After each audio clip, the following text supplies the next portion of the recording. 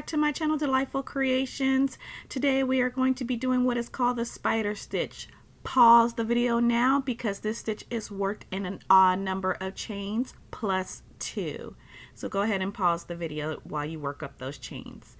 If you are already ready, you are going to begin in the 3rd chain from the hook with a single crochet, chain 1, and then another single crochet into that same stitch. You're going to skip the very next stitch. I hope you can see that. And you're going to go into the next one and you're going to do a single crochet, chain 1, and then a single crochet all into the same stitch. And we're going to do that throughout the entire row. We're going to skip the next one and go into the very next stitch, doing a single crochet, chain 1, and then another single crochet all in the same stitch.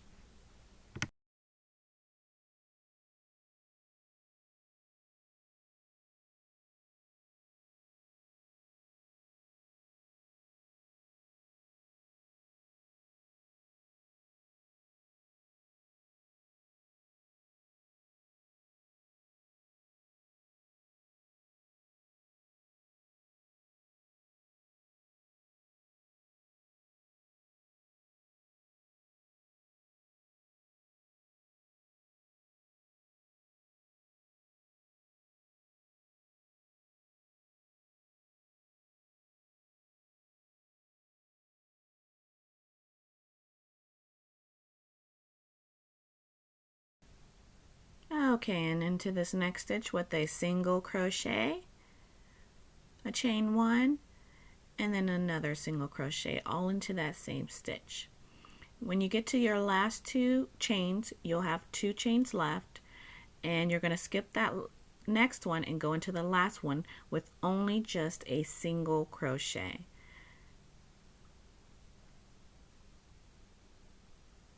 And then that will complete this row. Okay, so here we are at the end of this row. If you haven't already, go ahead and turn your work and do a chain 2. I'm adding stitch markers to the end of my rows because it's an indicator for me on where I'm going to put my last stitch at the end of each row. So I'm going to go ahead and add a stitch marker in my chain 2 space. So at the end of each row, you're going to be chaining 2. And I always put it in the last chain that I created. And I go ahead and I secure it because, again, it's going to let me know where I put my last stitch at. Okay, so now what we're going to do is we're going to skip the first 2 singles from the previous row. And you will see that it created a little space right there. We're going to go into that chain space and we're going to do a single crochet, a chain 1, and then another single crochet. And we're going to do that. We're going to skip the next 2 looking for that space that has been created. We're going to do a single crochet, a chain 1, and then another single crochet. And we're going to continue to do that throughout the remainder of this row and this pattern. We're going to do a single crochet, a chain 1, and then another single crochet. And we're just going to continue to look for that chain space and do our single crochet, a chain 1, and then another single crochet. And this is where the pattern just starts to make sense and it really starts to flow and get very, very easy. So once you get to the end, you'll see that there's a gap right there and we're going to go into that. And we're going to go ahead and do our single crochet,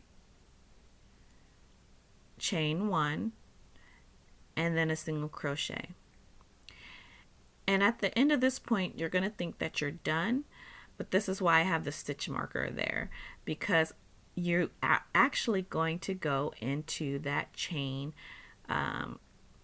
You're going to go into that chain that you created from your foundation row. Remember, there's an odd number of chains that are worked, and you are adding that +2. So you're going to go into that chain, that top chain, and do a single crochet at the end of that row.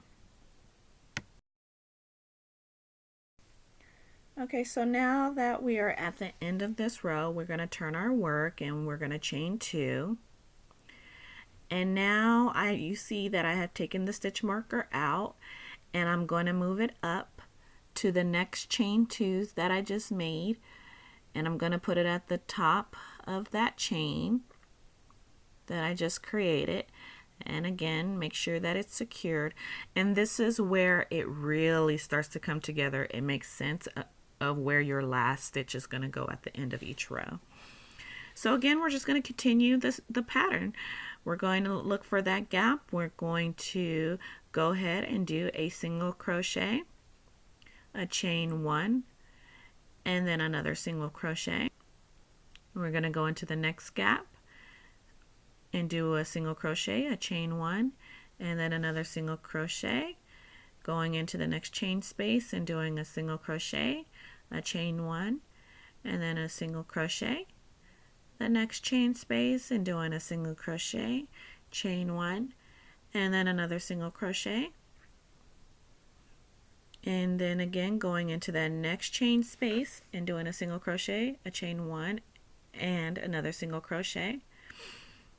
And we're almost at the end, doing another single crochet, chain 1, and another single crochet.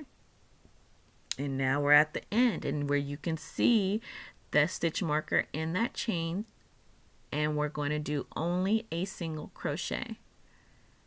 So at the end of each row, you should be ending with a single crochet into that previous chain 2 chains from the previous, or from the one that you created from the previous row.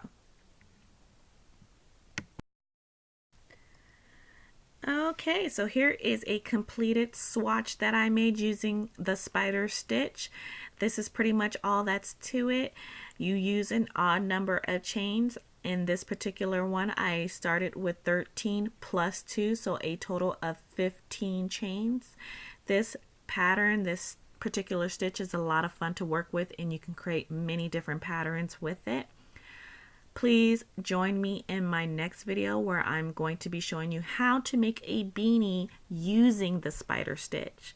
I look forward to seeing you in my next video. Don't forget to like, share, and subscribe. Happy crocheting!